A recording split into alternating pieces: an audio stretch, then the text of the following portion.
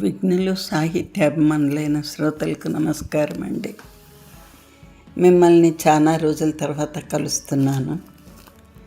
అనుకోని కొన్ని అనివార్య కారణాల వల్ల, సంఘటనల వల్ల మనసు బాగలేక కొంచెం అనివార్య పరిస్థితి వల్ల నేను రికార్డింగ్ చేయలేకపోయినాను, అప్లోడ్ చేయలేకపోయాను.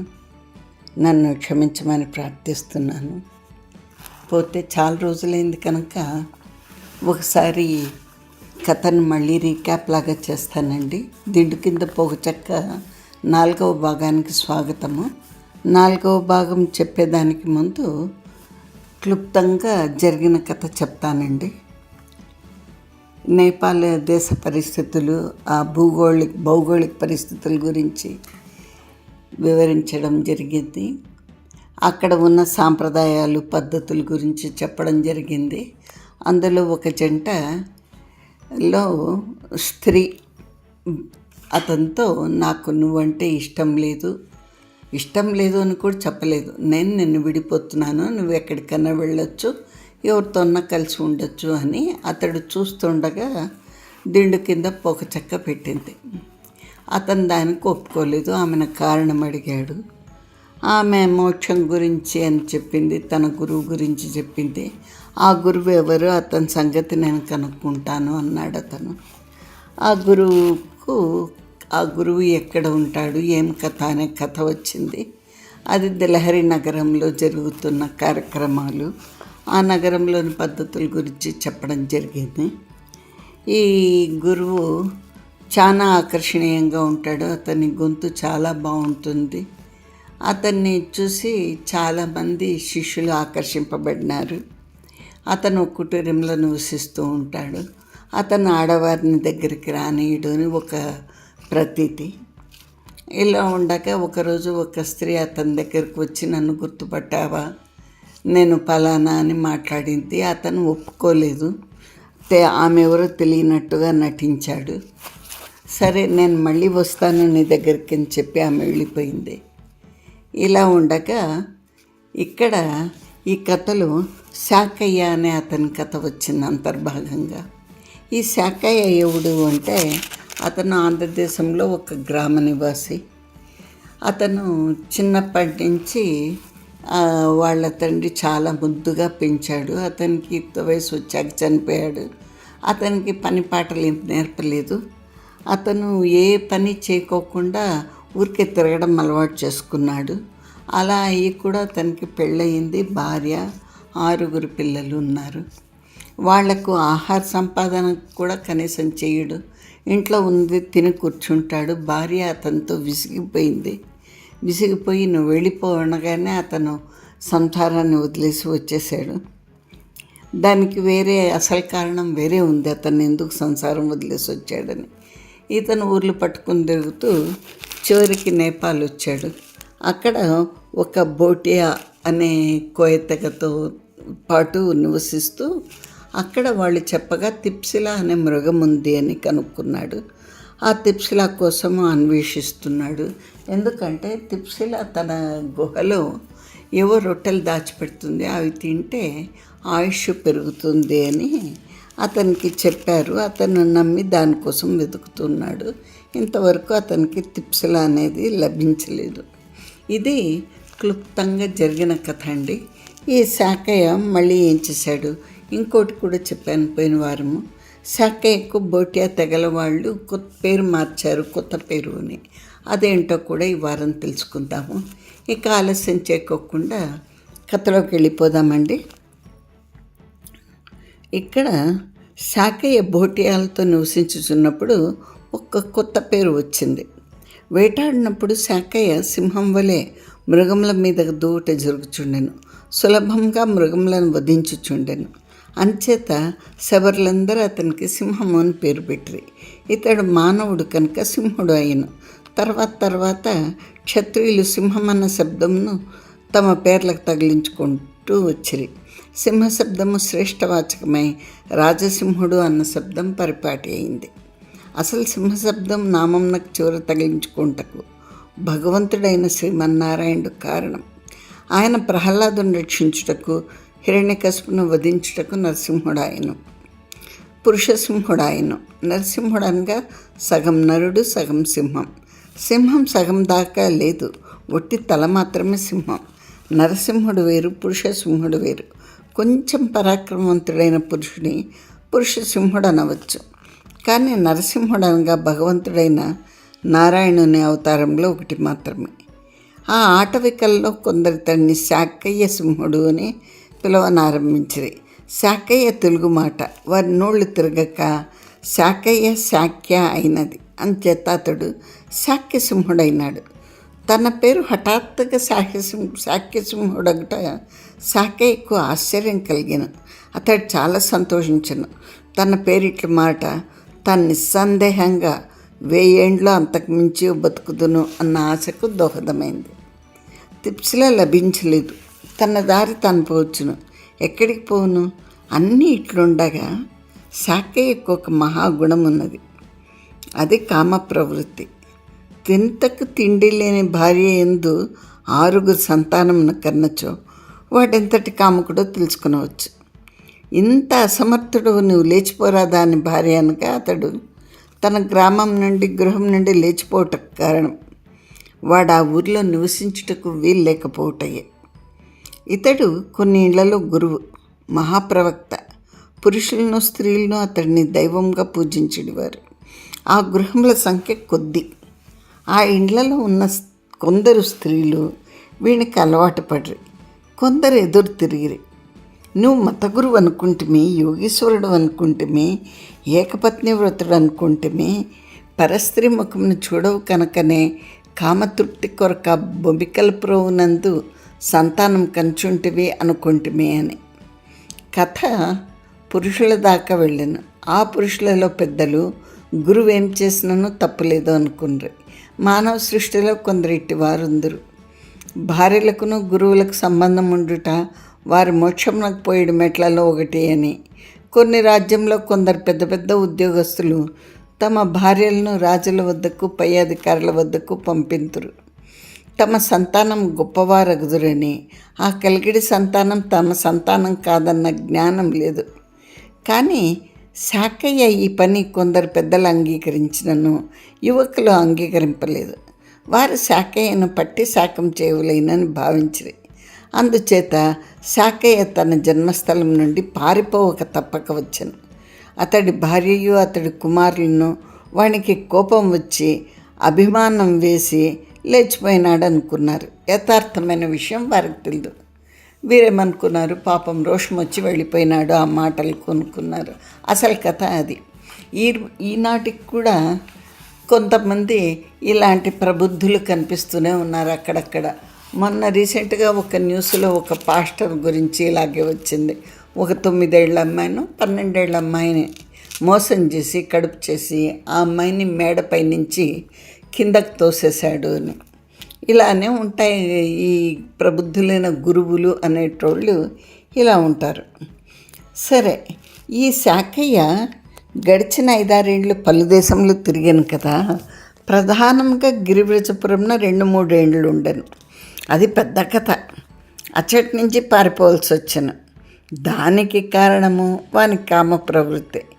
ఈ కామ ప్రవృత్తి లేనిచో సాముద్రికులను కార్తాంతికులను చెప్పిన అతని యోగము అచ్చట్నే బయటపడింది. బోటియాలు ఎంత సాధువులో అంత క్రూరులు. వారు నరమాంస భోక్తలు కారు, కానీ శత్రువును చంపి కసికొద్దీ వాని మాంసం తినవలసి వచ్చించో వెనుదీయరు. అంచేత ఆ జాతిలోని స్త్రీని తాకుటకు శాకయ్యకు గుండె నిలవలేదు. ఆ జాతికి కోపం వచ్చించో వచ్చినట్టు తెలియదు. అది ఒక బాధ. అతడు ఒక స్త్రీ కొరకు ప్రయత్నించును, ఆమె మాట్లాడదు. అంగీకరించినదో అంగీకరించలేదో తెలియదు. మర్నాటి పొద్దున వంటలకు మొండెమునకు సంబంధం లేకుండుట తప్ప నడమంతా శూన్యంగా ఉండును. ఈ అడవిలో అతడు తిన్న తిండి కామోద్రేకం కలిగించినది. ఆ అడవిలో వానరముల సంఖ్య ఎక్కువ. వానరములకు ఈ ప్రవృత్తి ఎక్కువ. వానికి ఈ ప్రవృత్తి ఎక్కువ. ఆ కాంతార మధ్యంలో కొన్ని ముండ్ల పొదలు ఉన్నవి. ఆ పొదలు మినపగింజలంత కాయలు కాచును. కాయ ఎంత ఉండునో గింజ ఎంత ఉండును. కానీ పైన చర్మము దాన్ని అంటుకునేంత గుంజుండునో అంతే గుంజు.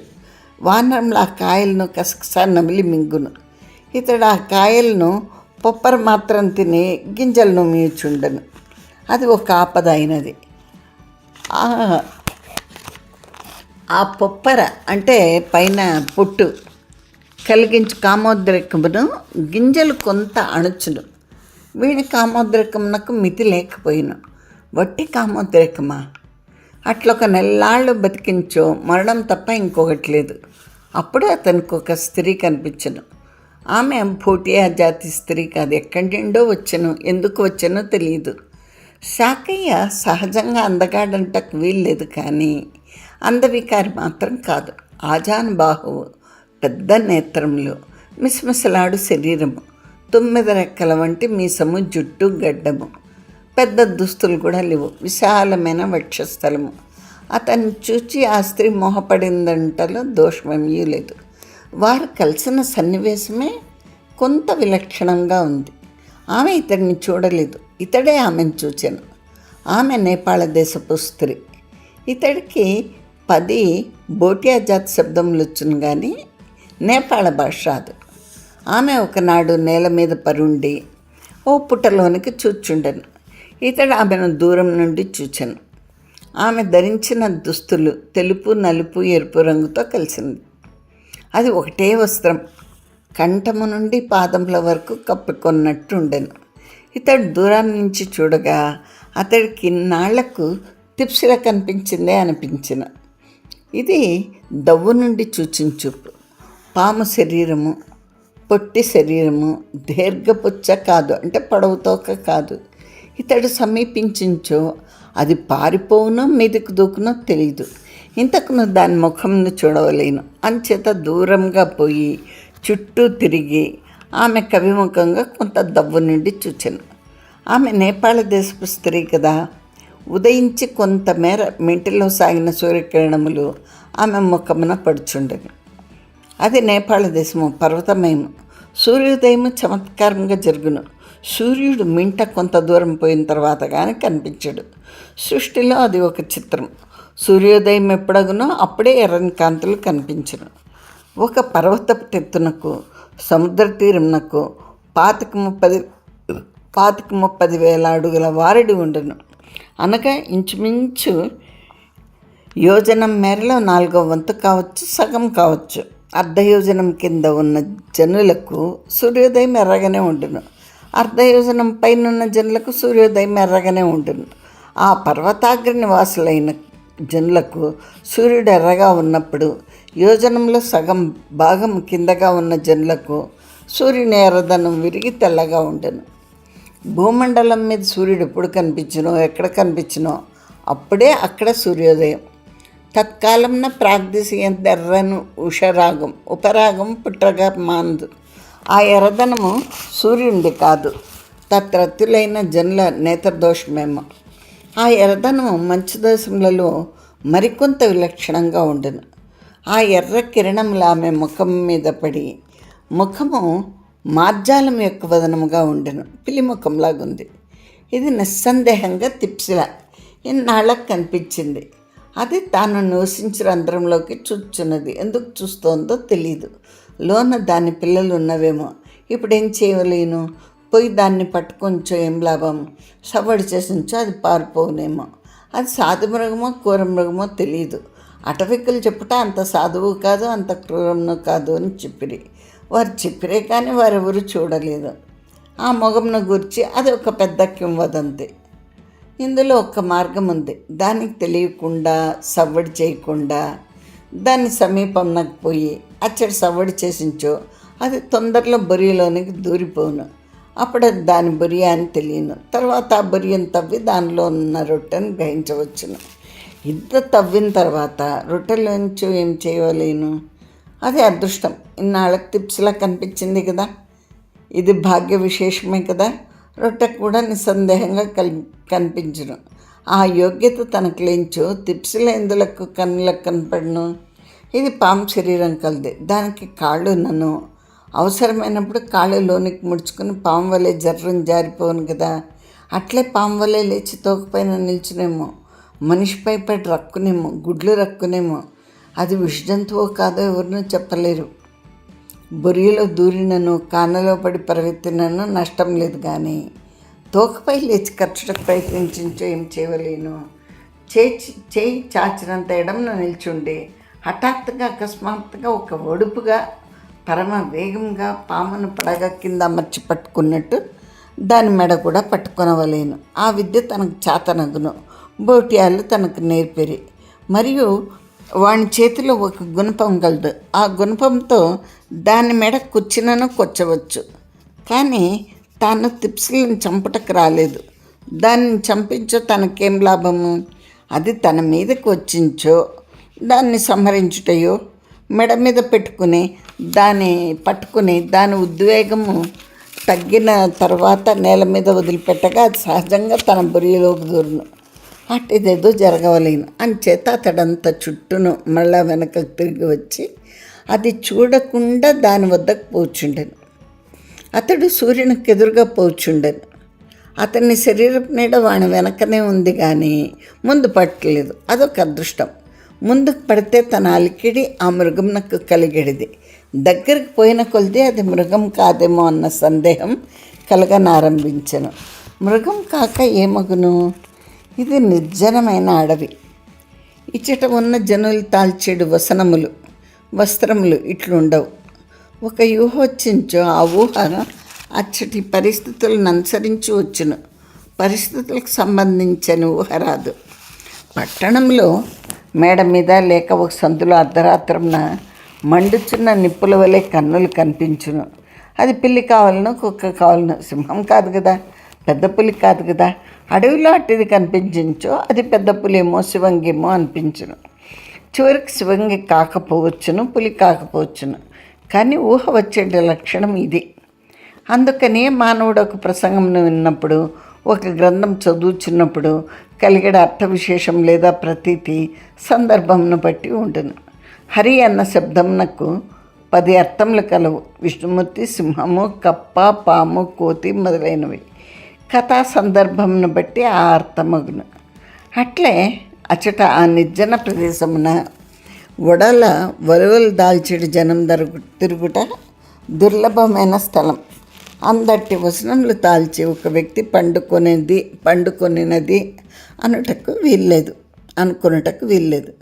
శాఖయ్య తనకు తోచిన ఊహను పరిహరించుచు నెమ్మదిగా ఆమెను సమీపించుచుండెను. అతడి భ్రాంతి వృద్ధి పొందుటకు అన్నట్టు ఆమె చరణములు, కాళ్ళు పచ్చగడ్డిలో కప్పబడి ఉండెను. తలపైకి కనిపించుచుండెను. శిరోజములు కానవచ్చెను. పిల్లికి అంత జుట్టు ఉండదు కదా. ఈ పిల్లి కుండునేమో. ఎదురుగా వెళ్ళి చూచాను కదా, దాని ముఖం పిల్లి ముఖం. ఆ పడుచున్న ఎర్ర ఎండలో తాను భ్రాంతి పడనేమో. అది తిప్సలకు కావచ్చును. ఎరుగని జంతువు యొక్క లక్షణములు ఇట్లుండవలనని అనుకునేట ఇట్లు దానికి ఏ లక్షణములు ఉండునో అవి ఏ లక్షణంగా ఊహింపవలేను. అతడు క్రమక్రమంగా దగ్గరకు వచ్చిన కొలిది అది మృగం కాదన్న విషయం నిర్ధారితమగుచుండెను. కానీ మనుష్య వ్యక్తి అన్న ఊహకు మాత్రం ఆధారం ఏర్పడలేదు. అతడు అచ్చట నిలబడి ఇట్లు యోచించాడు. ఎరగని ప్రళయంను దాని సమీపమునకు పోయి నెత్తి మీద తెచ్చుకుంటే ఎలా? దూరం నుండే అలికిడి చేసించో అది వెన్ను తిరిగి చూచును, వ్యవహారం తేలిపోవును అని అతడు దగ్గిను. ఆ జంతువు హఠాత్తుగా లేచి నిల్చుండెను. ఇద్దరు ఒకరినొకరు చూచుకొండ్రి. ఆమె నిస్సందేహంగా స్త్రీ. అప్పుడు అర్థమైంది అతనికి ఆమె స్త్రీ అని. ఇటువంటి స్త్రీ ఇక్కడ ఎట్లుంది? ఈమె ఆటవికురాలు కాదు, కొంత నాగరికురాలు.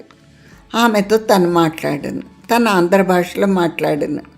ఆంధ్ర భాష అనగా ఇన్ని వేల ఏండ్ల కిందట కృష్ణా గోదావరి నదుల మధ్య అప్పుడే భాష మాట్లాడేవారు ఆ భాషయే అనుకొనవలేను. తనకు నేపాల భాష రాదు.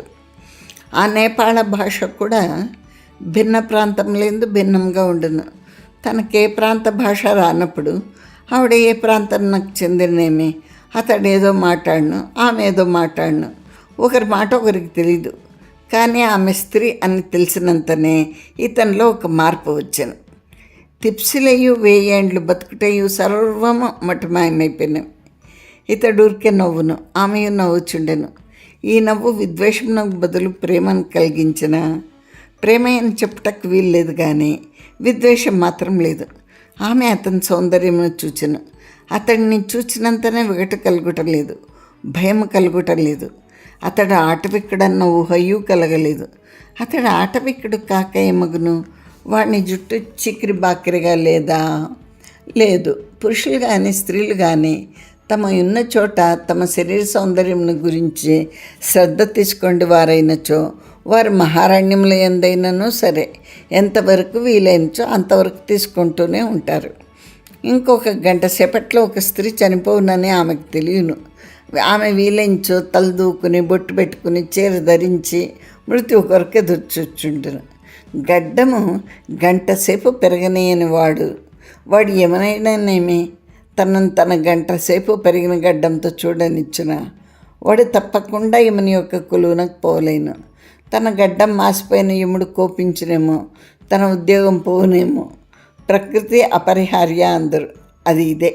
అంచేత శాకయ్య తన జుట్టును గడ్డము మీసములను తైల సంస్కార విహీనంగా ఆ అడవిలో కూడా ఉండనీయలేదు. అతడికి గోళ్ళు దువ్వెన వంటివి. దాని అడవిలో అతడు శిరోజములకు యోగ్యమైన ఒక వృక్ష నిర్యాసమును కనిపెట్టను. పొద్దున్న లేచుడిచే దాన్ని తలకు రాచుకున్నాను, గోళ్లతో సంస్కరించుకున్నాను. అతడికి శరీరం నందు వసనములు అంటే వస్త్రములు ఉన్నచో అప్పుడైనను యోగి వలె కనిపించును. ఆమె అతడి వదనం చూచెను. ఎంతటి ప్రసన్నమైన వదనం! అతడు ఎంత నాగరికుడు! ఈ మహారణ్య మధ్యమున ఎందుకున్నాడు? అతడు ఏ దేశం వాడు, ఏ జాతి వాడు, అతడి భాష ఏమి? ఈ ప్రశ్నలు ఉభయులకును సమానంగానే ఉండెను. అతడిలో ఉన్న కామము ప్రతి నిమేషము పరివర్ధమానమగుచుండెను. అతడు నెమ్మదిగా ఆమె వద్దకు పోయిన. వారిద్దరు కలయిక అచ్చమైన స్త్రీ పురుష సంయోగం అని చెప్పవచ్చును. ఒక భాషా సామ్యం లేదు, ఒక జాతి సామ్యం లేదు. సామ్యం అన్న శబ్దము వారి ఊరి మధ్యను బాహిరింపబడింది. 4 పాదములు సంపూర్ణంగా విరిగిపోయిన కలిపురుషుడు వారి సంయోగం నాకు ఎంత ఆనందించనో తెలియదు. కలికాలంను అధికరించి ఉన్న దేవతలు ఉన్నచో వారు అర్ధ వాగ్విభవులు కావలేను. వారి ఊరి మధ్య ఒక భేదం ఉన్నది. ఆమె 17 ఏండ్ల బాలిక. పురుష సంయోగము ఎరుగనిది. సంయోగ భావన విరహిత కాదు, గొప్ప ఊహాశాలిని. పురుష సంపర్క భావన నిత్య పులకిత శరీర. కొందరు ఊహలు చమత్కారంగా ఉండును. వారు స్త్రీలైనచో కల్పిత పురుషులతో, పురుషులైనచో కల్పిత స్త్రీలతో, సౌదాగ్ర భాగంలో ఎందు, పర్వత గుహాంతరాళంలో ఎందు, నిశార్థ భాగంలో ఎందు చిత్ర విచిత్రమైన సమాగమములు భావించుచు భోగించుచుందరు. ఆమె అట్టిదని చెప్పలేను. ఏదో మనసులో ఎప్పుడు చేయించిన విచిత్రములైన వికారములైన పురుష సమాగ మోహాలలో ఒకటి ఆమెకు యథార్థంగా సంఘటిల్లను. ఆమె తన ఉడలు తాను మర్చిపోయాను. అతన్ని సంస్పర్శ చేత ఆమె మనసు కూడా పనిచేయటం మానివేశను. ఏదో యాదృచ్ఛికంగా ఎప్పుడునూ సంభవించటకు వీల్లేని ఊహరూపు కట్టినట్టు ఆమెకు ఒక మహాసుఖము తారసిల్లను. ఆమెకి ఆశ్చర్యంగా ఉండెను, వానికి ఆశ్చర్యంగా ఉండెను. ఇది వారిద్దరికును మనుష్య జన్మ ఎత్తినారు కనుక భగవంతుడు ఆ సుఖమును ప్రసాదించనేమో.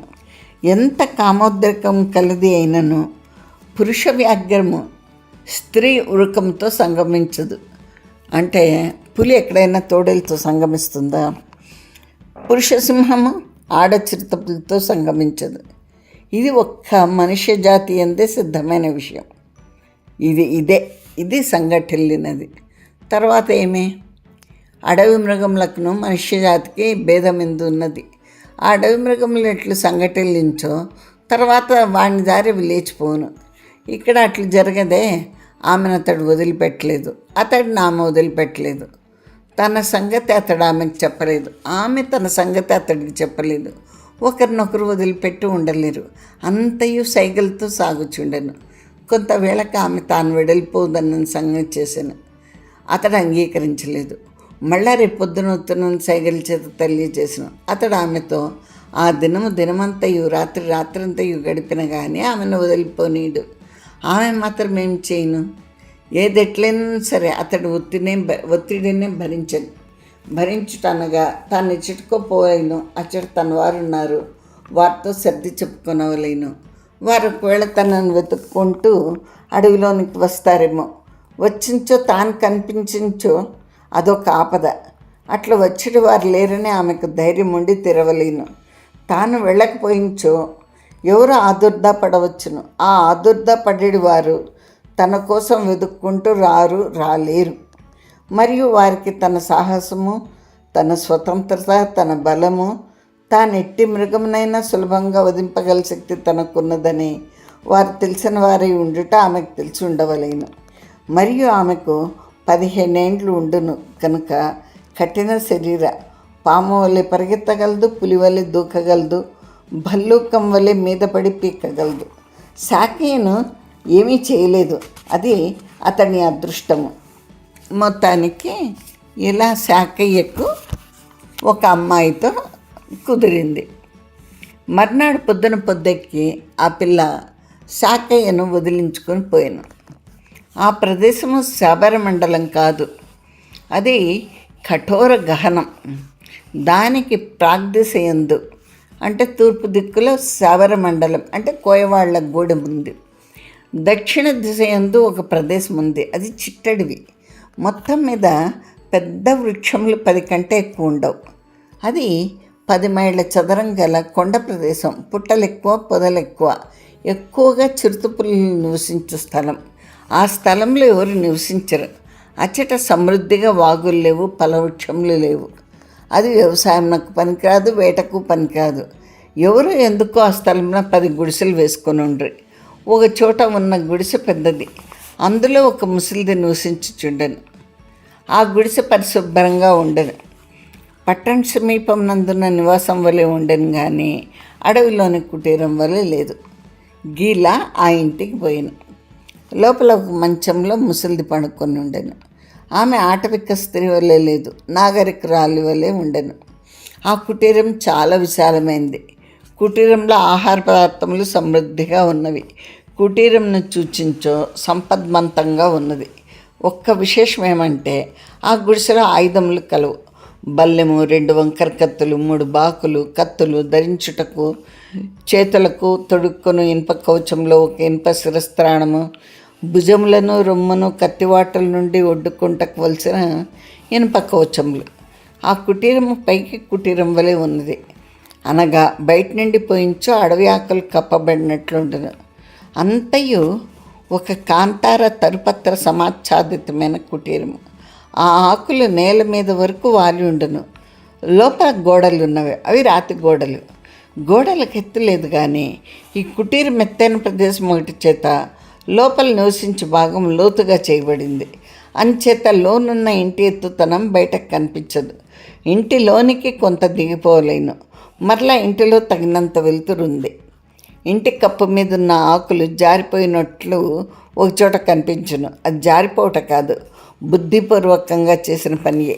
పైకప్పులో అది పెద్ద బొరియ, అందులోండి వెలుతురు వచ్చే కానీ మనుష్యుడు దిగుటకు వీల్లేదు. ఆ భాగమునందు కత్తులు అమర్చబడి ఉన్నవి. ఆ కత్తులు ఏటవాలుగా ఉన్నవి. లోన వాన పడుటకు వీల్లేదు, ఆ పద్ధతిగా అమర్చబడినవి. ఆ ముసలిదానికి 125 ఏండ్లకు తక్కువ ఉండదు. మంచంలో పడి ఉన్నదనగా ఆ ముఖం నందులు ముడతలు చూచిరేని వృద్ధురాలు మంచంలో నుండి లేవలేదు అనిపించును. అంతలో తాచుపాం వలె లేచి నిల్చుండెను. ఆమె మంచం కింద వెళ్ళినప్పుడు ఒక తీవ్రమైన కరవాలముండును. ఆమె కత్తి పుచ్చుకుని పండుకున్న మంచం వద్ద నుండి గుమ్మం వరకు లగ్గించగలదు. ఆ కుటీర ద్వారము దృఢమైనది, తేలికగా దాన్ని భేదించుటకు వీల్లేదు. ఎప్పుడైనా తెరిచి ఉన్న ఎడల ఓ చిరుతపులియో మరి ఎవరైనా చోరుడ ప్రవేశించో గడప వద్ద ఉండగానే 2 ఖండములగుదురు. ఆ ముసలిది ఇంత ప్రయత్నము చిరుతపులుల కొరకు, ఆటవికుల కొరకు చేయలేదు, మరెవరి కోసమో చేసింది. ఆమెకు విరోధులు కలరు, వారి కోసం చేసింది. గీలా ఆ కుటీరంలోకి వెళ్ళాను. తలుపు తెరవబడినంత ముసలిది తలెత్తి చూచెను. కనిపించింది గీల. ఆమెకు కొంచెం కోపం వచ్చిన దానివల్లే 1 నిమిషం మాట్లాడలేదు. అంతలో ఇట్లా నేను, నువ్వును నా వల్లే చెడిపోకుము, నీకు నా పోలిక వచ్చిందని చెప్తున్నారు.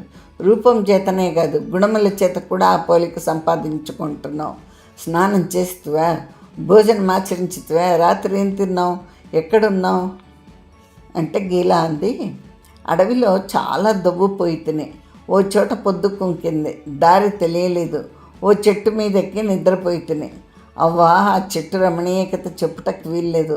పెద్ద ఆకులు లేవు, ఎండిపోలేదు, ఆకులు పరిమితంగా ఉన్నవి, ఏకదేశం నందున్నవి, అచ్చట మాత్రం గుబురుగా ఉన్నవి, వాటిలో పడుకుంటుంది. అది సరే కానీ తిప్సిలా అన్న ఒక మృగం నన్ను వెరుగుదువా అని అడిగింది. ముసలిదంది, తిప్సిలా అన్న పేరే నేను వినలేదు. తిలిప్సా అనే ఒక సర్పం ఉన్నది, అది 2 తలల శిఖండి అనుకుందుము.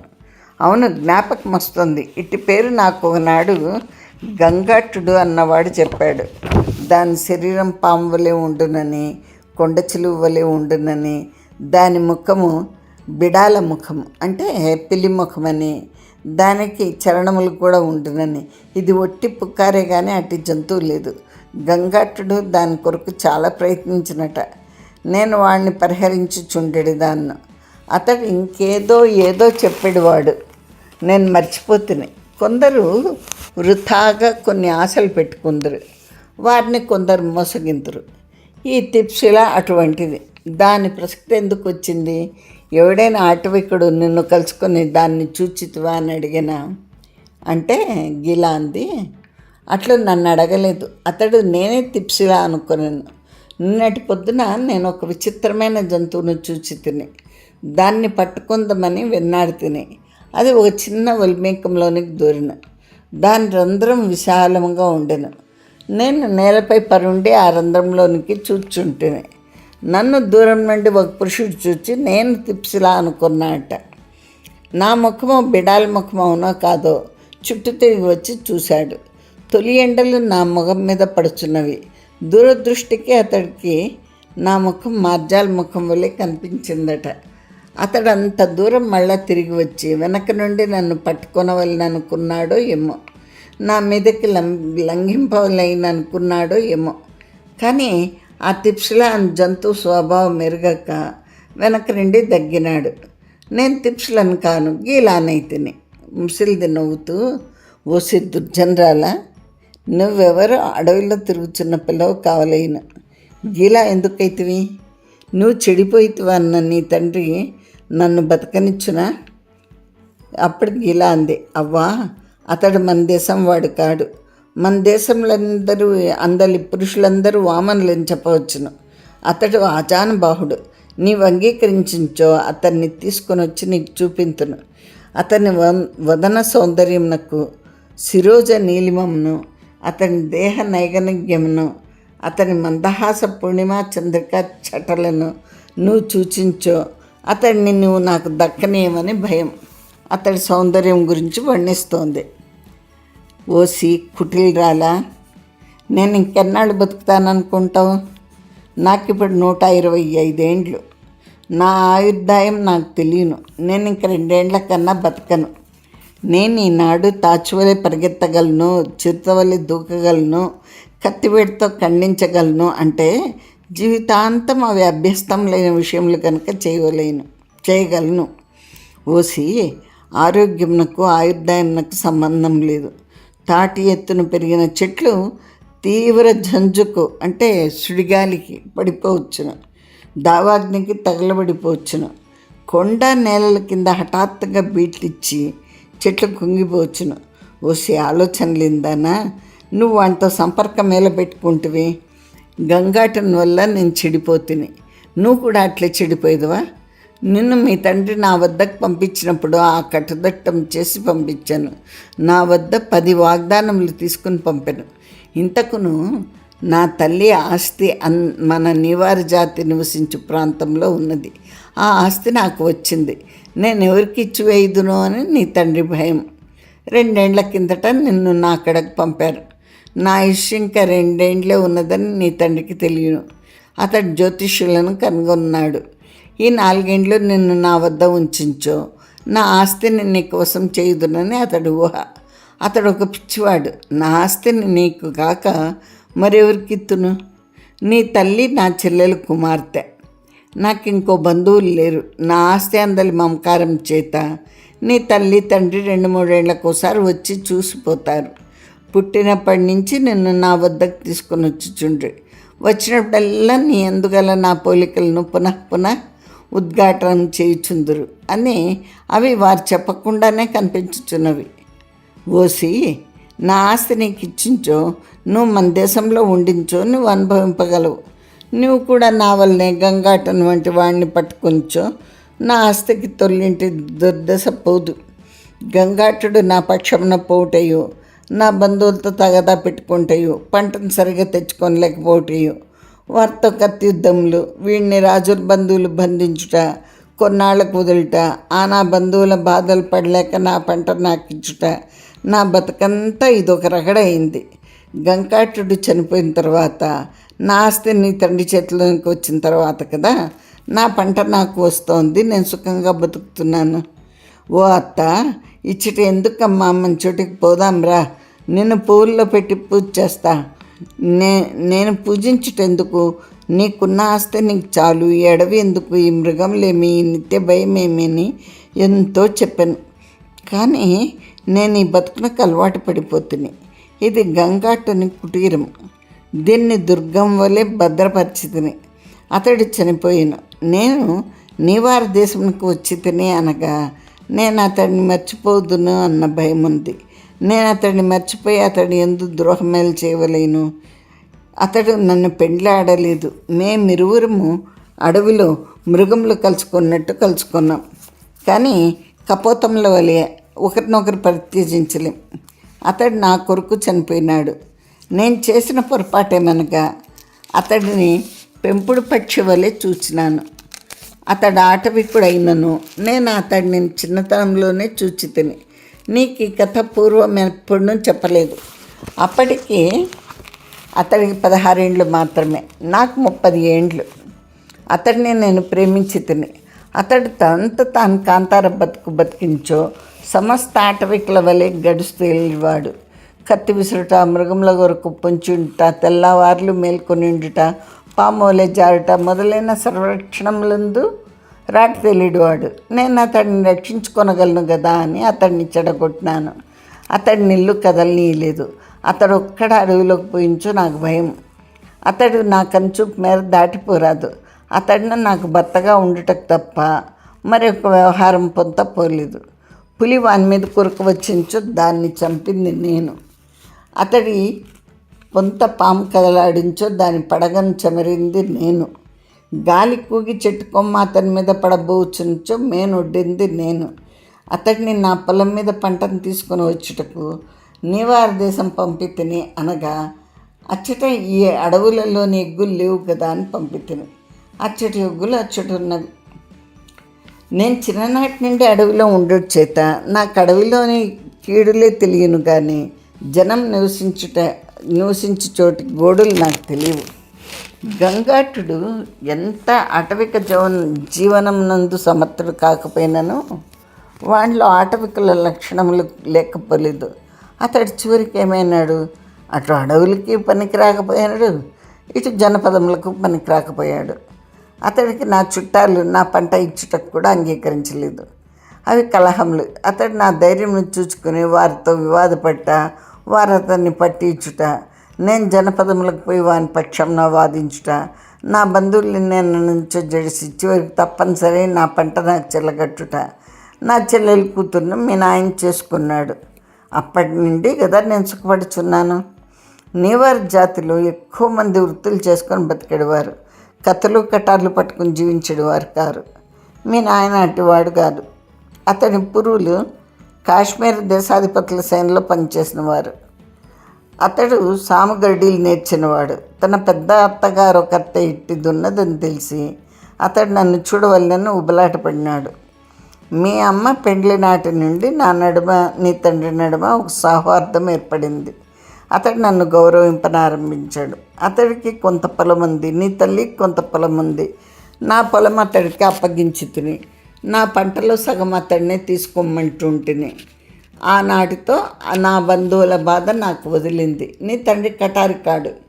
అటు వ్యవసాయం చేసిన చేయును, వలసించో రాజసేనలో పడి యుద్ధములు చేయను, అంచేత నా ఎందుకు గౌరవం కలవాడైన ఇంకొకడైనచో నన్ను తేలిగ్గా పరిహరించేవాడు.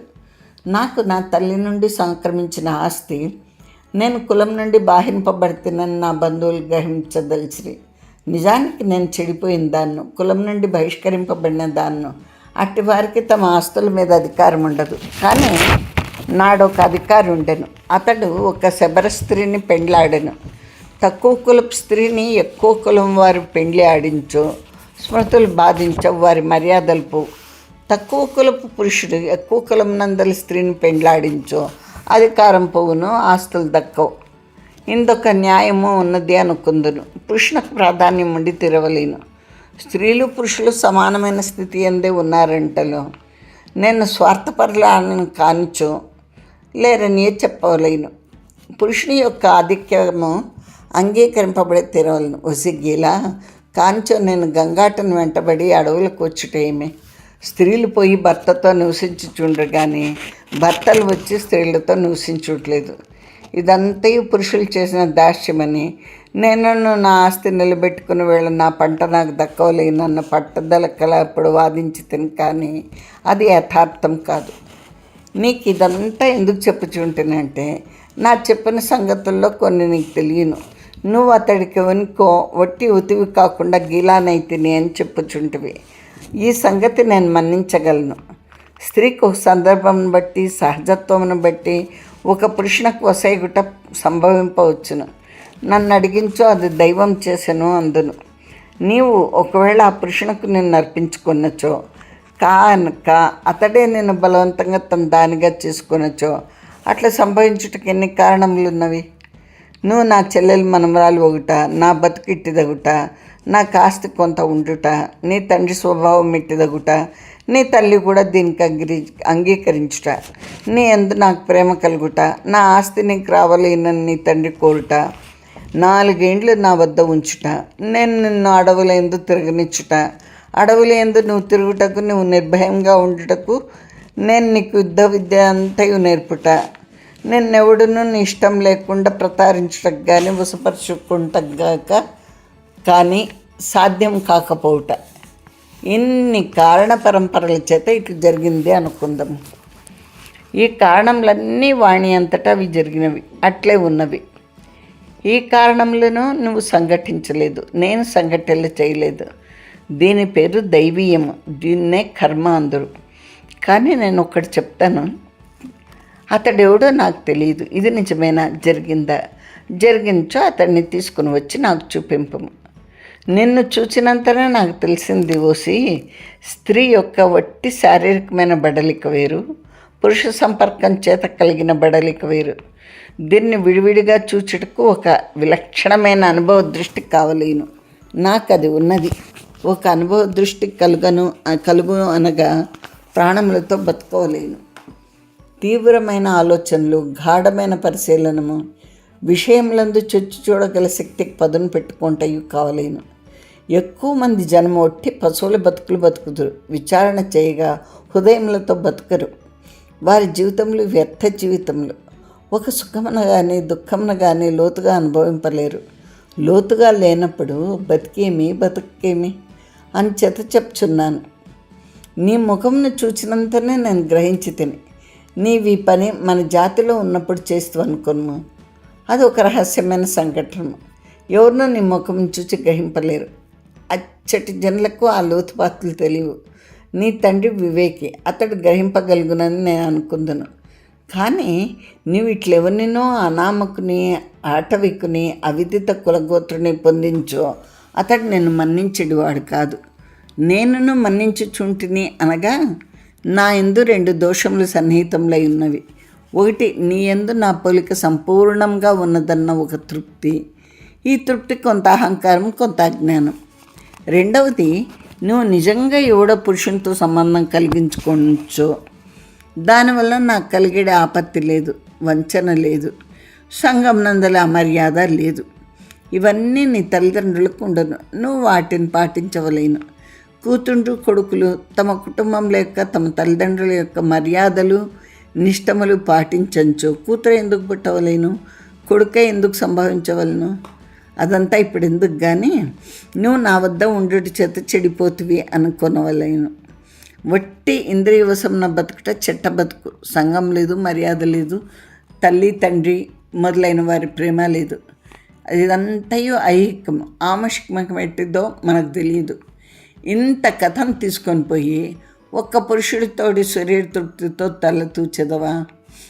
ఎంతకంటే దోషముండునా? వ్యామోహం అనగా దీనికంటే ఇంకొకటి ఉండదు. బోల్డ్ అంత పొలం ఉంది, అంతయు అనుభవింపవచ్చును.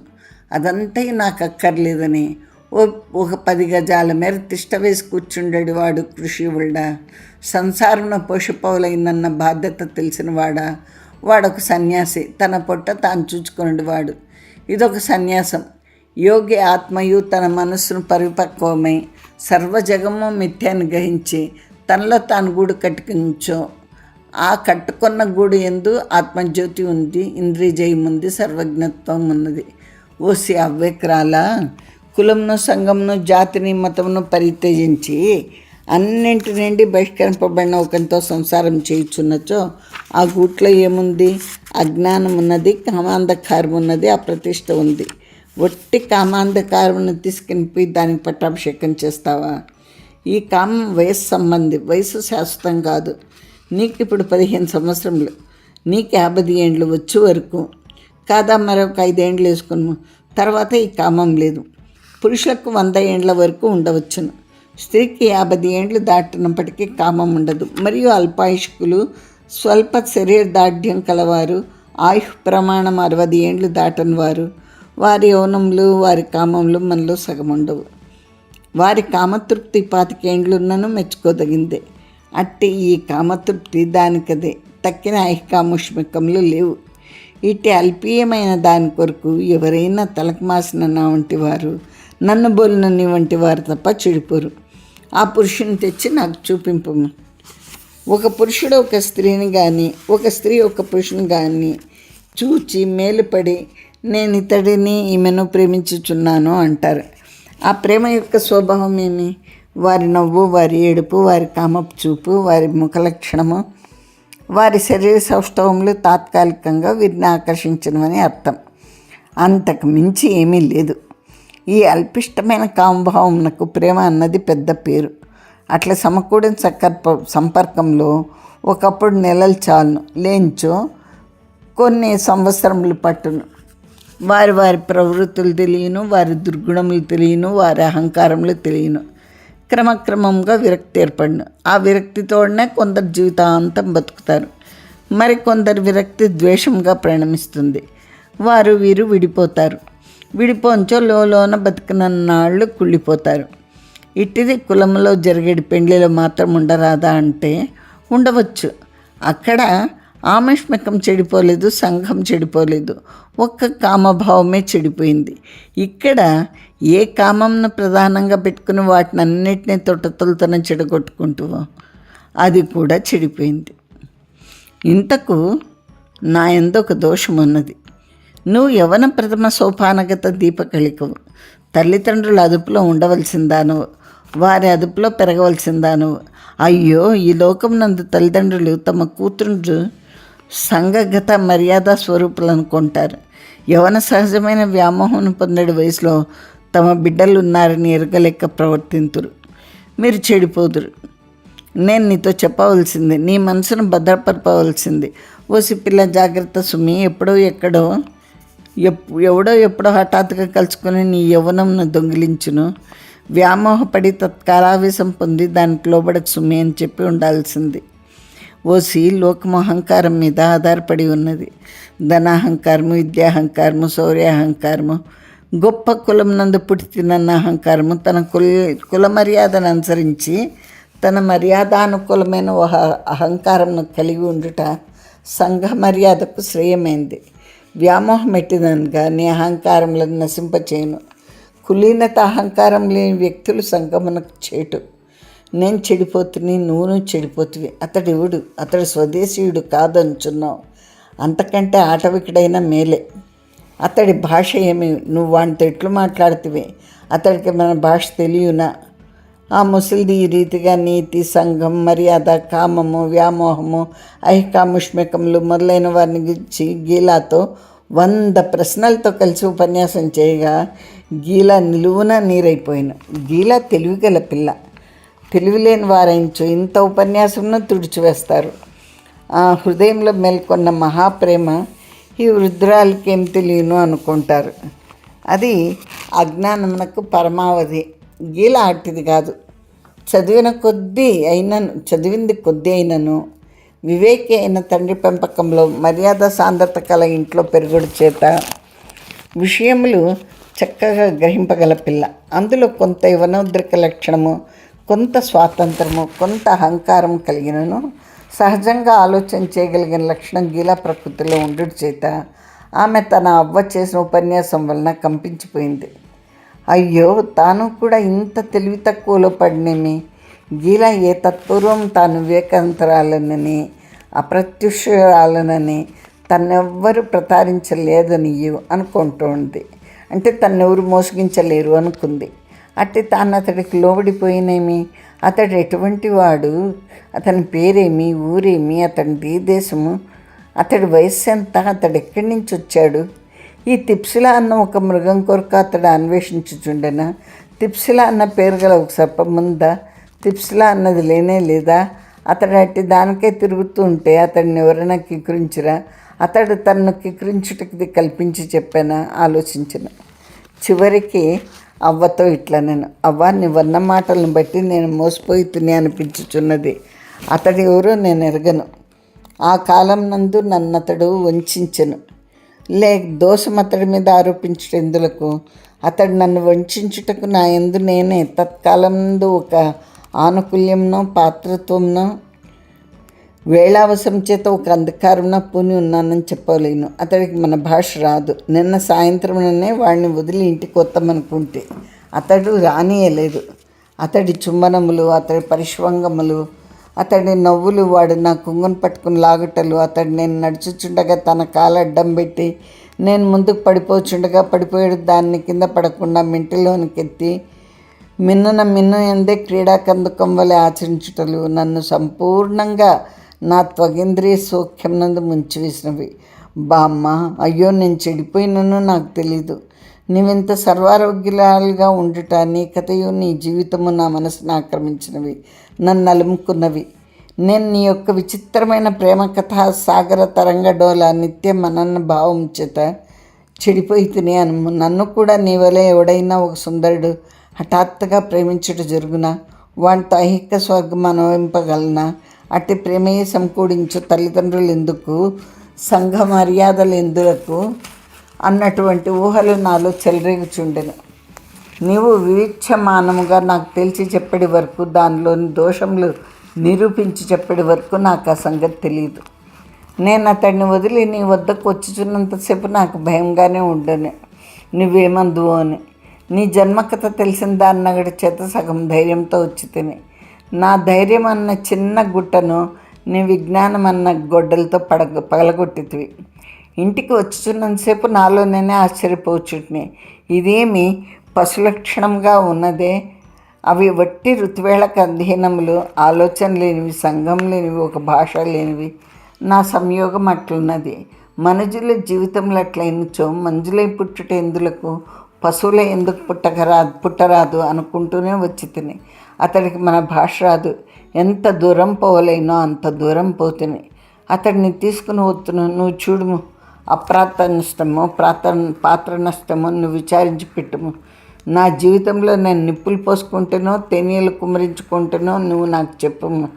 చెయ్యి కాలిన తర్వాత ఆకుల కొరకు వెతుకుట వంటిదే అయినను కాలించి ఎట్లు కాలింది. ఆకలినన్ను దొరికించుకోలేను కదా. నన్ను చూసినంత మాత్రం నా సర్వము ఆకలించుకుంటువే ఓసి అవ్వ. నీ దృష్టి డేగకుండదు. నువ్వన్నట్టు నేను మన జాతిలోనే ఉన్నచో ఈ పని చేసించో ఎవరికి తెలిసేది కాదు. నా రహస్యం నా వద్దనే ఉండేది. నువ్వు ఇంతలో పసికట్టితివి. నేను అతడిని తీసుకుని వస్తాను. అతడు ఎటువాడో గ్రహించి నాకు చెప్పుము. నేనే అతడిని ఏం చేసుకొనవలేనో అది చేసుకుంటాను. ఈ రీతిగా కృతనిశ్చయురాలైన గీల నాటి సాయంకాలము శాఖయ్య ఉన్న చోటికి పోయిను. అతడు సంతోషించను. గీల అతనికి నాడే తన భాషను నేర్పటం మొదలుపెట్టాను.